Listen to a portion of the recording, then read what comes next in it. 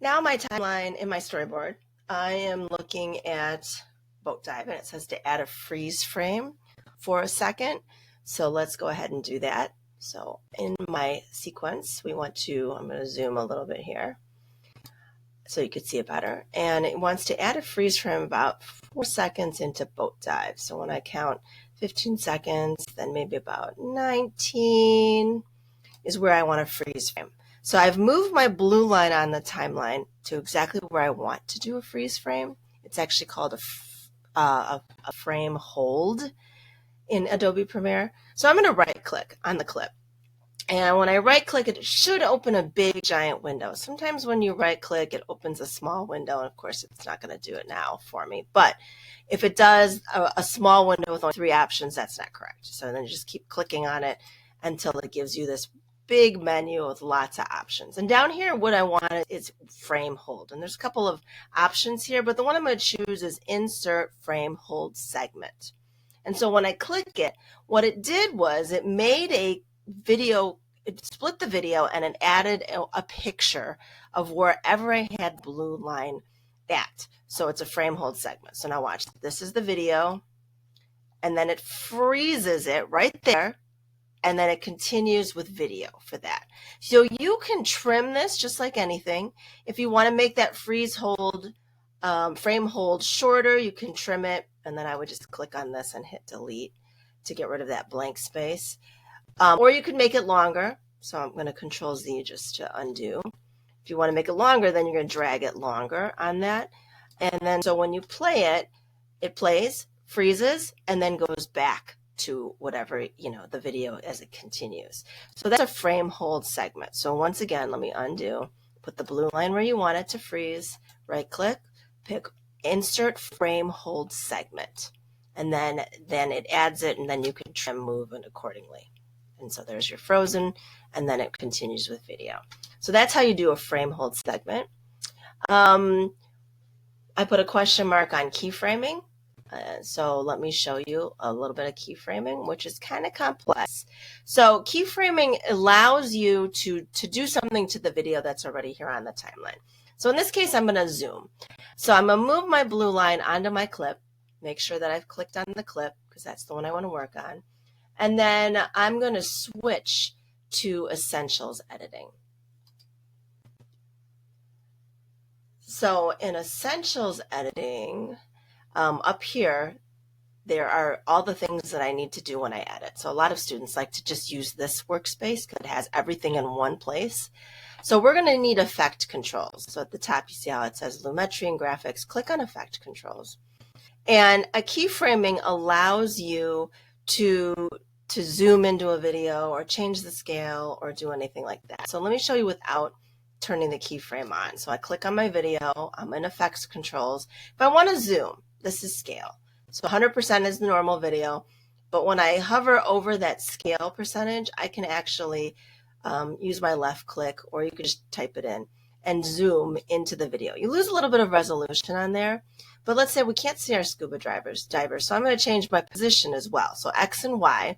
So this allows you to move horizontal.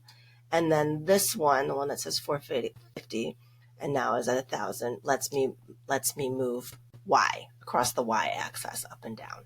So that's the whole clip. It changes the whole clip. So instead of it being zoomed out, now I've zoomed in and just those scuba divers right there. So that's not keyframing, but that's just changing your position. So there's all of this under motion that you wanted to change, just the clip, that's all under effect control. So you can crop, you can scale, you can move your position. Opacity is how bright or invisible it is. So 100% is perfectly seen.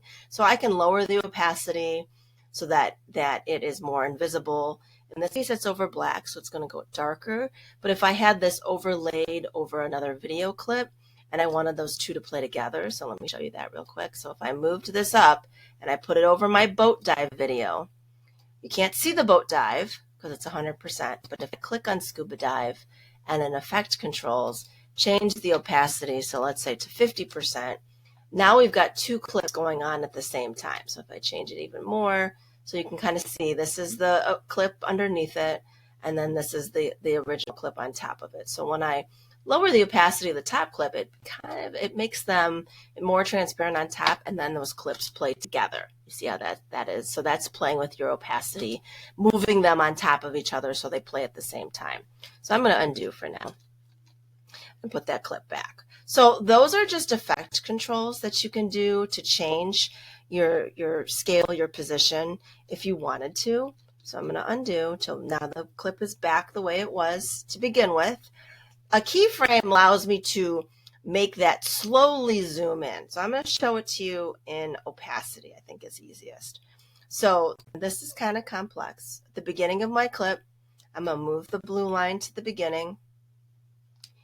And then over in opacity, there's like a little stopwatch next to it.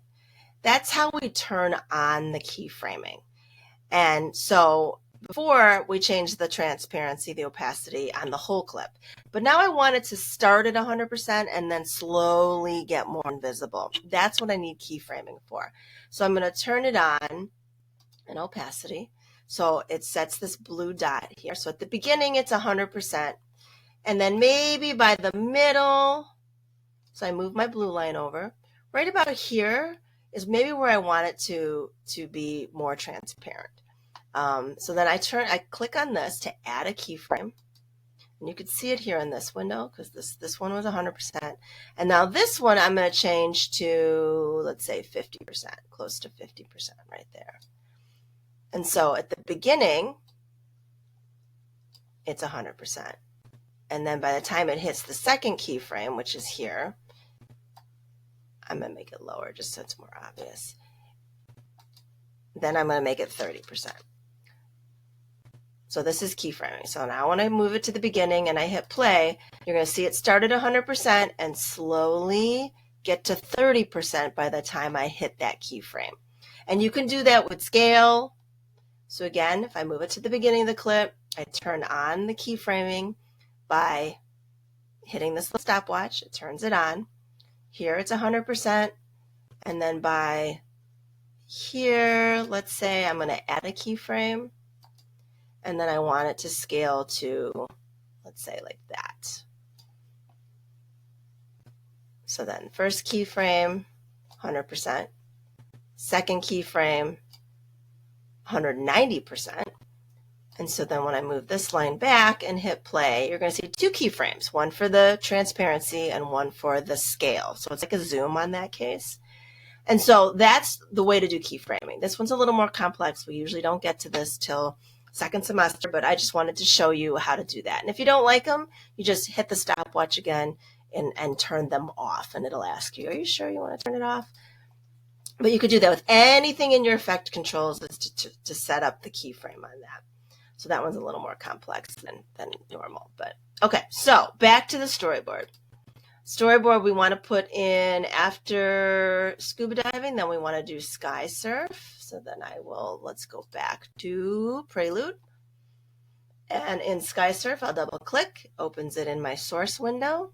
I'm going to mark it in and out, in, out. I'm going to drag it down to my timeline behind scuba diving on there.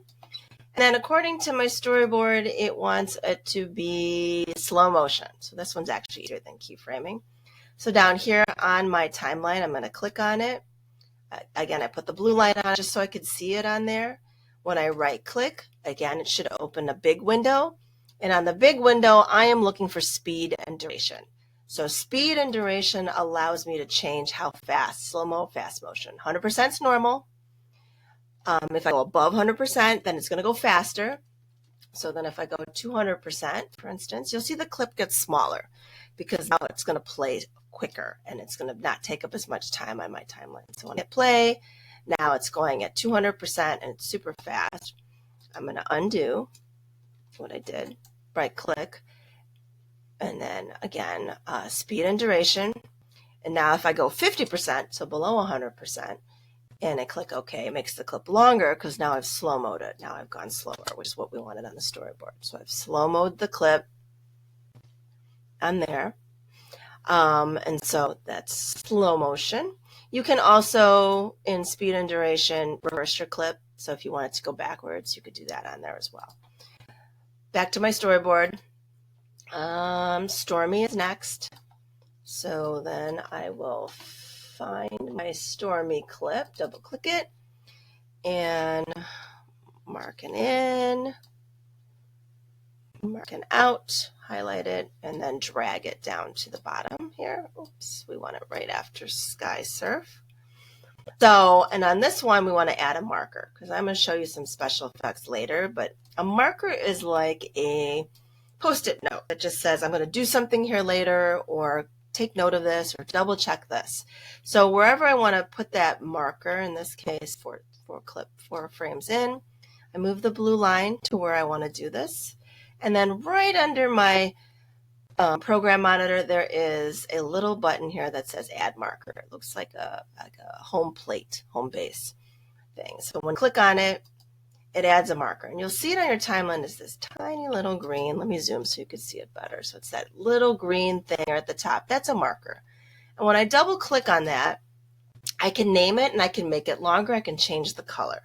The more complicated your projects, the more you're going to use markers. So on this case, on my storyboard, we want to add a marker and name it Matte Key Effect.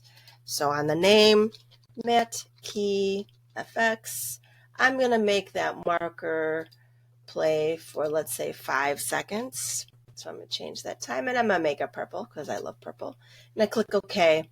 And so now when you see it up here on your sequence, and remember I zoomed in so you could see it, but it's down here. And I'm going to zoom in again so you can see it better. But it says that, matte key effect. Later, next week, I'm going to show you how to do a matte key effect. But that's just a little reminder that we're going to do that on that sequence, on that clip there on the sequence. So that was just adding a marker on there by hitting that button and then double clicking on it to then open the settings and changing the color.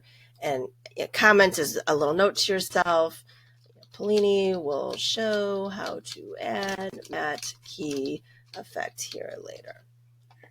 And then that's just a little comment. Again, like a Post-it note. That's all we wanted to do.